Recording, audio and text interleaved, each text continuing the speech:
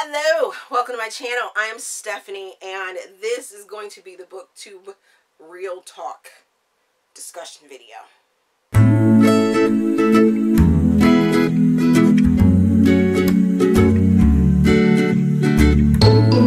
As I said, this is going to be a little low-key, a little bit of tea, a lot of realism. This tag is going around. It was created by Alyssa J, and I saw it on Lori and Thomas's channel, and I was very interested in their answers, and then I saw it by a couple of other booktubers and was like, I got to get in on this discussion. So these are some things that booktubers should probably know going into it. I have now been on the platform since 2015, and I am by no means an expert because there are other booktubers out there that have been here longer than me. There are some that have been here less time than me that have larger channels. So we'll get all into that tea in just a second. But here is question number one. Is what's something nobody told you about Booktube before I started my channel? Woo! Okay, so where do I even start this list? Because, let's see, for one, camera, lighting, the things you talk about are so huge in Booktube. If you are not talking about the right things or the popular things, there's a good chance that your channel will grow, but it'll grow slower than normal. If you don't look young, and I'm sorry to say, and don't mean to offend anyone, but if you're not a white female talking about YA, there's a pretty good chance that your channel will grow much slower than anyone else's. And also, if you don't come with really, I guess, unpopular opinions and drama-filled videos, there's a good chance that your following will be slower. So I'm just going to leave that there. Second question is, what's your opinion on typical Booktube videos? So wrap-ups, TBRs, hauls, etc. So when I first started my channel, I was like, okay, I was watching all those YouTube help videos and how to make yourself grow. They are not made for the Booktube community. Those things, those tips that they give you about make sure your lighting is good, make sure that you have a good camera, and make sure that your sound is on point, and graphics and thumbnails and things like that. All that shit can go to the sideline when it comes to the Booktube community. The Booktube community is all about the wrap-ups, the TBRs, the hauls, the unboxings, things like that. So those are the staples. Those are the things that you need to do to thrive. Now, the thing that's going to make you thrive even more in the Booktube community is if you are hauling, if you're unboxing, if you are wrapping up and doing things like that that are similar to the popular people. Those are going to make you grow. Those are the things that are going to make you grow. I have been I've had my ups and downs, and I'm probably going to lose people from this video. That's okay, whatever. But I've learned, as long as you stay true to yourself, you are going to grow and, you know, just stick that steady route of doing what you love. Don't feel the pressure. But that's really hard because I know I'm older, and that life lesson I have already learned and experienced 3 or 4 times over, if not more than that, that you don't have to cave to peer pressure to be accepted. Accept yourself first.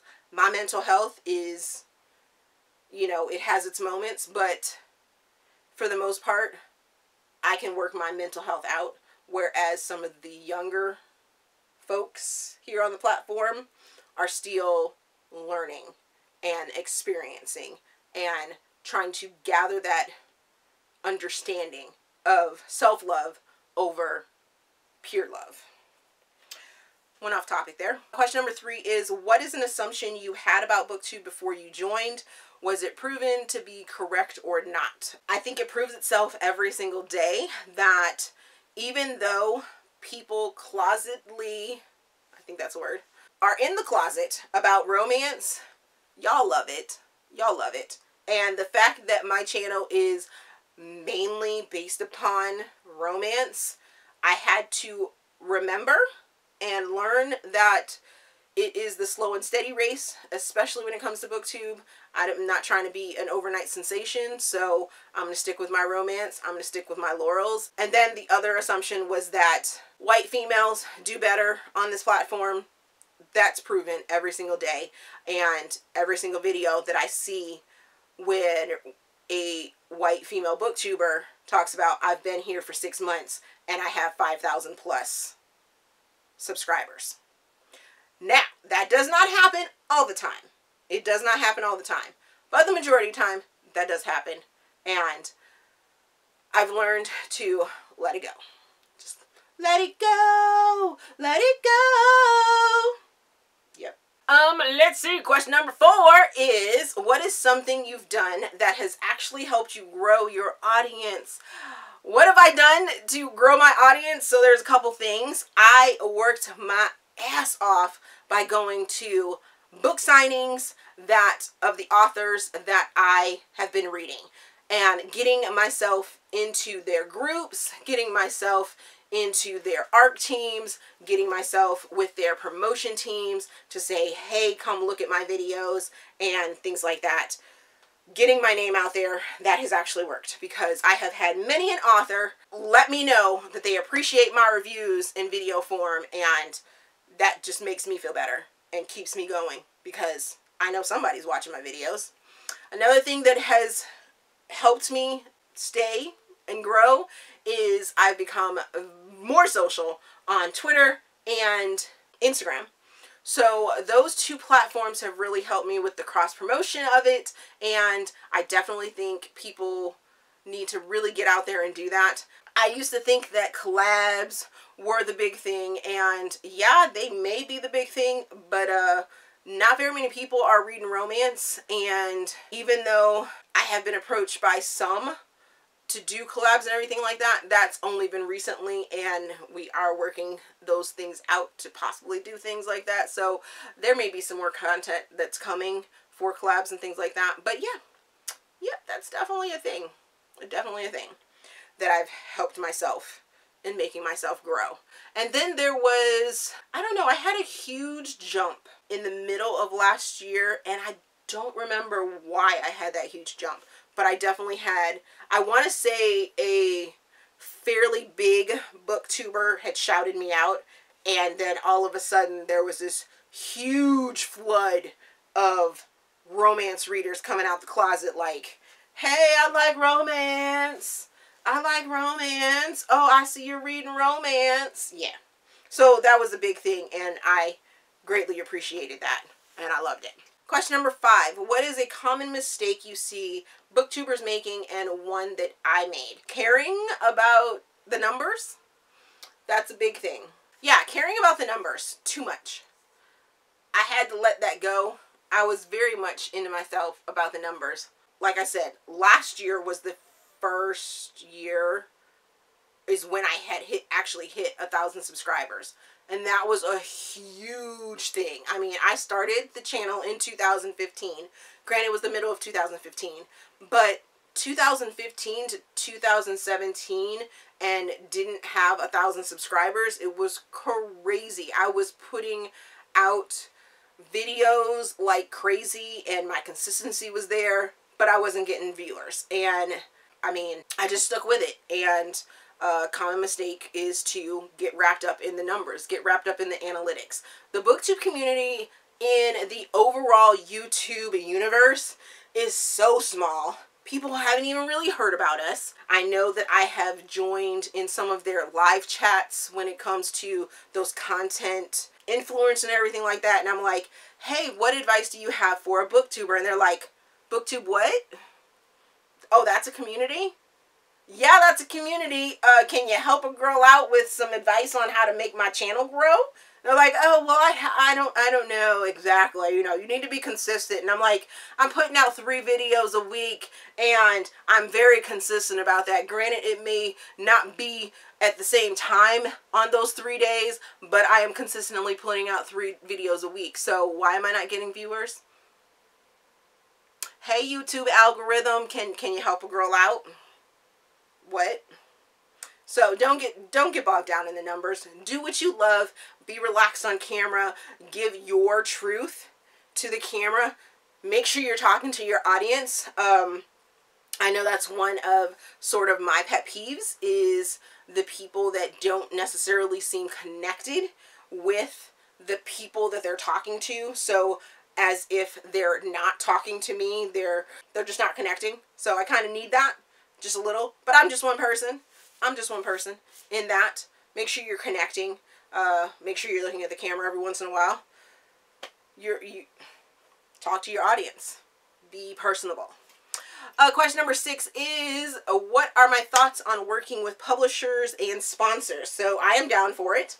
Like I said in a couple questions before, I worked my ass off in networking by going to signings, stalking those indie authors that I absolutely love, those people that I'm reading, all those people back there, all these people that you see on my bookshelf, I've actually met these people and shook their hands, and all these books are personally signed from them to me because I had that interaction with them. I've talked to their PR companies, or, you know, via email, things like that. My working with the Read Bliss team and channel, which I'll leave down in the description box so you guys can go check that channel out, especially if you're romance readers, because they have a lot of positive romance stuff. That partnership was because someone knew someone that knew someone that gave them my card and was like, hey, this is a YouTuber, and they started a division. They had a division that was reaching out to YouTubers and was like, hey, we want you to join in and be one of our booktubers that helps us promote books. And it has been a great partnership. I enjoy this partnership. I give them information, they give me information, I give them feedback on the books. It's not something that is forced at all. It's an honest and flexible relationship, and I love it. If you can do it, I say do it. The main thing is to not compromise yourself when doing sponsorships or working with publishers, because then you just become a paid head to talk about what they want you to talk about. You don't have to take every single job. You don't have to review every single book that they ask you to review, because there are going to be times when you don't like something. So make sure you're communicating if you are working with partners and working with sponsors and things like that, to see if they can, you know, help you out. And I think that's a big thing, is communication, making sure that you're communicating with those publishers and things like that. So a little tip for those that are trying to get ARC reads and things like that, check out NetGalley. I mean, that's a good place to start. I mean, they have a link so that you can say that you're a blogger, but when you link your blog, you link your channel. Make sure you put that information in there. Make sure you're, you know, reaching out. You're going to have to do some work. They're just not all going to come to you. There are millions of us, obviously, out there in the Booktube universe, and millions is just a small drop in the bucket when it comes to YouTube. So make yourself stand out. And question number 7 is, do you think Booktube is dying? I don't know that I would say dying. Is it cliquey? Is it high schoolish? Yeah, very much so. And I'm a damn adult, and I don't need that shit. So I don't deal in much of the drama or things like that, but I definitely don't think it's dying. As a matter of fact, I think us romance over 30ers are coming up hard. Yes, bring it. And the Booktube starters are getting older, so their tastes are changing, which means their viewers' tastes may change, which means in some ways they may help me grow myself higher. Hopefully. Hopefully. Then the last thing to do is to tag people. I would love to get some real answers from Lauren from the novel Lush, Amanda from The Naughty Librarian, and Bree from Bree Hill. And I will tag a couple other people as well that are not coming off the top of my head, who I would love to hear these real answers from over on Twitter. So make sure you're checking out your Twitter handles, people, because I know some of them. And there are a couple people that I would love to hear these answers from. So check them out. Yeah, so what are your feelings about the questions that I just answered? If you don't have a channel and you want to answer and get in on the discussion, please do. I'd love to hear your answers. Let's have a conversation down in the comments section. Answer any of the questions that you like. They are down there in the description box. So if you forgot a question or don't remember what the question was, check the description box. As always, if you enjoyed this video, please give me a big thumbs up and subscribe to the channel. Also, there is a feedback form down in the description box so you guys can help me improve my channel. Thank you for watching, and we will see you guys later.